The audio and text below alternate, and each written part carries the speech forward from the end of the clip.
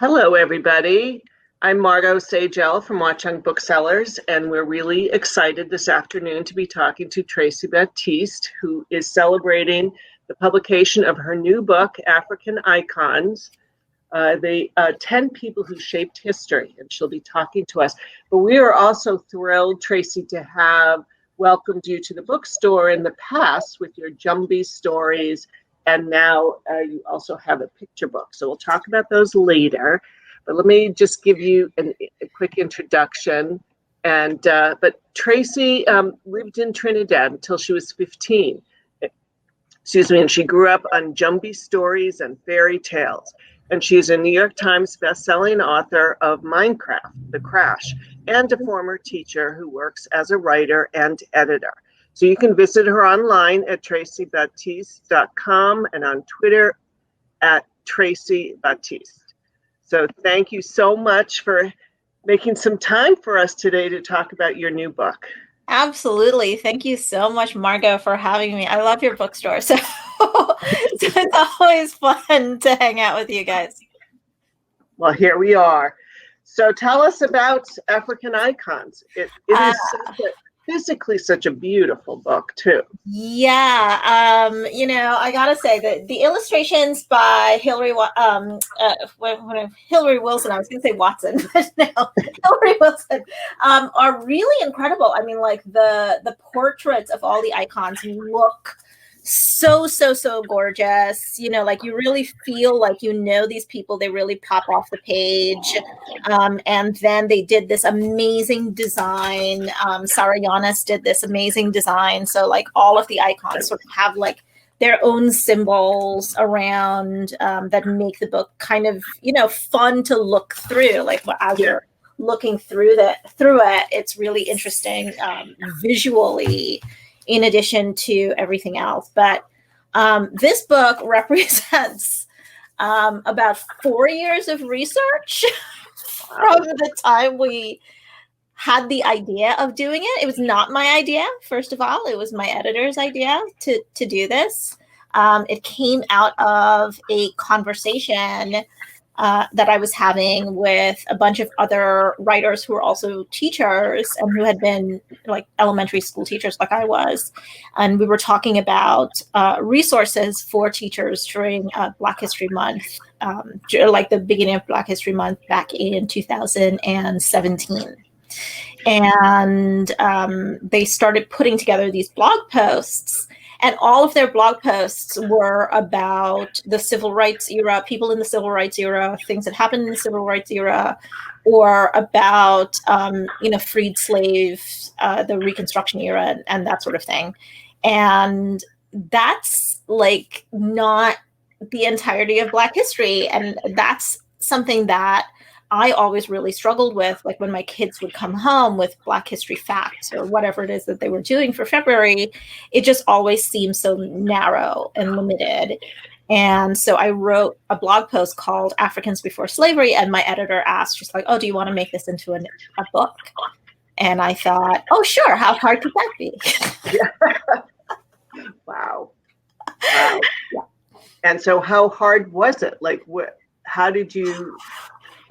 It was incredibly difficult. I mean, I spent a lot of my time in museums and libraries reading through a lot of very technical kinds of studies and books, because the fact of the matter is that this has not been a big part of the historical record. What happened across the African continent pre-colonialism just has not been very big for historians. And so it required digging through a lot of information that was that might have some facts in it, but then was filled with bias and racism. So, like I had to navigate all of that and try to separate out fact from opinion, first of all, and then having to verify it in various ways.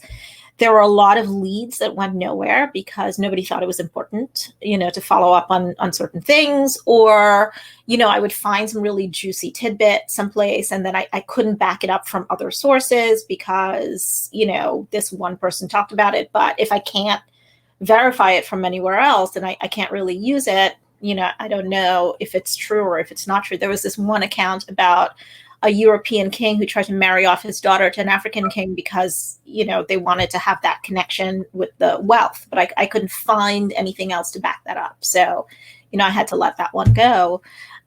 So I really wound up reading a lot of sort of very academic papers from scientists, from archaeologists, things like that, to try to understand what was happening in the land, what was happening around people, how things like finding metal in the ground actually changed societies. Like they were farmers and they were spread out, and hunters and farmers, and they were sort of spread out. But actually, as they started finding metals in the land, because this was more concentrated, it actually concentrated their communities and started making cities. Like that's how cities started being formed. It was really because of finding metals. But having to get all of that information required me reading a lot of really incredibly dry and boring academic papers, which was not fun. And then gathering it all into a book that children and families can enjoy reading. That must that's an amazing skill. Yeah, it was it really kind of requires using all of that very dry information and seeing what the story is inside of it. Like, what story do these set of facts tell? And so that's really what I was able to pull out. And that's why there's all of these interstitial bits in the book. So the book has a whole bunch of things about various icons, like Mansa Musa, who's probably the most popular one in the book. But, there are other kinds of pieces like this Across the Golden Sand, which was really about the beginning of the Saharan gold trade. So there's a lot of these kinds of pieces of information that put it in context as well. And one of the things that we did, and I know we have a great map that we can show, is the true size of Africa. Like, that's a hard thing for people to sort of conceptualize. The size of Africa is really so much larger than we understand, because for the simple reason that the maps that we use, which is the Mercator Projection, actually shows Africa a lot smaller than it is in sort of real life, and shows other places much larger than they are in real life. So Greenland, for example, is way smaller than it appears on the Mercator Projection maps, and Africa is much larger than it actually appears on the Mercator Projection map. So it was really important for me to have this kind of map in the book, like really upfront, so that people could understand just how much larger it is, and the fact that the maps that we use every single day, give a very distorted view of what the world actually is. Wow, that's an amazing map. Yes. And this was all, pre-colonialism, so it's not countries as we know them now. They were countries. So there were kingdoms, there were empires, and then they changed because, like everything else, empires rise and fall and whatnot. And this had been happening since, before the Common Era. This was a thing that was happening. So empires would rise in a certain place and then fall, someplace else would take over, then somebody else would come into that same area and take over again, and it would rise again, under different leadership. So there were all of these various kingdoms, and a lot of them sort of, there are still kind of echoes of what they once were, even now in what they are. But what we understand now as various countries are those places that were colonized by the British, by the French, by the Portuguese, by the Spanish, by the Dutch. There was only one country in Africa that never was colonized, and that was Ethiopia. Oh, I did not know that. Yeah, good for them. But how did you? So you spent all this research just going into all these different kingdoms and societies and trying to find like were there more than 10? Did you have to all of the icons? Yeah, the icons. Yeah, there were a lot of people for sure. As I started going through, I was really more focused at first on those kingdoms and empires, and not so much on the people. And when I handed in that very first draft, my editor said, why don't we kind of flip this and spend more time on the people and less time on the other stuff that was happening, and just kind of focus on them because they would be much more interesting to be the focus. And there were 11 people. The 11th one that I already had in the manuscript was Prince Alamayu, who was an Ethiopian prince. But he was very, very young when Ethiopia when they were fighting the British. He was really quite young and was then taken to England. So he didn't really have a lot of time in Africa as a child.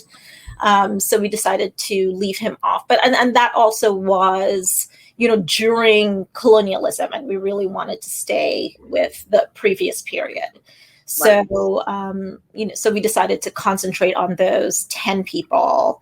And among them is Kondake Amanirenas, who probably was my favorite person to find out about because she went toe-to-toe with Caesar Augustus, which was like, you learn about Caesars. Like I learned about Caesars in school and knew, what the kind of force that Rome was, but had never heard about this African queen who went toe-to-toe with this Caesar, kicked him out of her country and his military, then was able to send like a diplomatic, a bunch of people to go to negotiate in Rome. The greatest story, of course, is that she sent them with a bunch of golden arrows, and she told them to say that, the golden arrows were a gift to him if they were going to be friends. But if they were not going to be friends, he should hold on to the arrows anyway because he was going to need them. Because she was, planning to kick his butt. So, that's like an incredibly terrific story. But she kicked them out of the country, and then she still managed to keep diplomatic ties open with them and a trade route open with Rome even after that. Amazing. Yeah. I mean, this is absolutely, I've never, ever heard of any story like this. Right. Exactly. So exciting. It was really exciting to find these stories as I was uncovering things. It was very exciting for me. Yes, I had to dig through a lot of stuff to find these stories, but when I did find them, they really were incredible. And I was just so happy to be able to piece them together and put them in context, so that you can kind of read the entire book kind of as a narrative of how things happened from, King Menes all the way up to Queen Adia. Or, if you really like, one period or whatever, you can like just go in and like read that one piece. You can read this one bit about, this one military leader or this one playwright, and just find out about them and just leave it at that. So it was fun to be able to do something that could work both ways. I think you wrote this with 7 to 12-year-olds in mind, or something. Yeah. But what I love about books like this, I call these family books, because this is like the parents learn as much as the kids out of the books, and you read them together. And and have great discussions from them. So I hope so. I mean, that really is very much my hope. Yep. But I feel like everybody will see how much I learned like as I was writing it, because most of this I had no idea about when I started, like really just not a single clue about it. So I feel like people hopefully will see that excitement when they read it, like see my excitement about finding out this stuff. Like, oh my gosh, did you know? Like, I didn't know. Did you know? No. I'm hoping it's that kind of a book. I think it is, and that's what we're very excited about. But we are going to be hosting you on Sunday, the 24th, October 24th at 2 p.m. So we're, this is our new era. We're trying to figure out how to support our authors and then introduce our authors to our readers.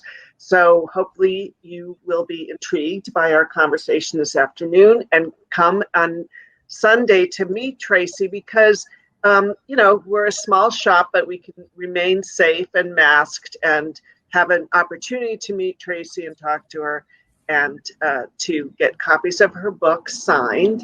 You can also, we have a buy button right here at the bottom of the page. If you can't join us, but you would like a signed copy or an inscribed copy to your family, Tracey will be happy to do that as well. Tell us a little bit about your Jumbie's books for people who may not be familiar with your... Sure. So I have also written a trilogy called the Jumbie series. So it's the Jumbies, Rise of the Jumbies, and the Jumbie God's Revenge. Yeah, you have the last two there. Yes. And then I recently had my very first picture book come out, which is called Looking for a Jumbie. And so Jumbies are these creatures from Caribbean mythology. They're very scary. They come out at night. They will eat you if they get a chance to eat you, or maim you, or just outright kill you. They're pretty bad. They're pretty bad. But these are the stories that I grew up with when I was a kid growing up in Trinidad. And my kids didn't really grow up with Jumbie stories because, of course, they grew up here in the United States. So I started writing the Jumbies books really for them. My son said he wanted an adventure, and I was going to provide him an adventure. And for my daughter, I wanted to have a really sort of tough leading girl. So it was sort of a combination of their wishes that kind of made that first Jumbies book. And then it became a trilogy. And when I went to various festivals, sometimes I would have kids who read the Jumbies or were interested in the Jumbies come up to me, and they would have younger siblings who really wanted to read it as well. And I would not recommend the Jumbie series for very little guys, even though I've had some very little guys read it. Some kids really like scary stuff, which is great. But I don't tend to recommend it for kids who are under 7. And so I started thinking about how I could possibly write one that was for younger guys. And so that's how Looking for a Jumbie came about. So it has a lot of the same creatures, but definitely not as scary. But adventurous. It is very much an adventure. It happens at night. It's Naya goes out at night because she wants to find a Jumbie. She's been reading about Jumbies in her little book, and she's decided that she wants to go out and find a Jumbie. So she's going to go out and look for one. And you have to read to find out whether or not she was actually successful. There you go. Don't give it away. Don't know. Thank you so much for spending some time with us and talking about your incredible new book. And hopefully we'll see you all on Sunday, the 24th at 2 p.m. And we look forward to seeing you then, Tracey. Yes, great. I will see you guys on Sunday. Great. Thank you. Bye-bye. Thank you.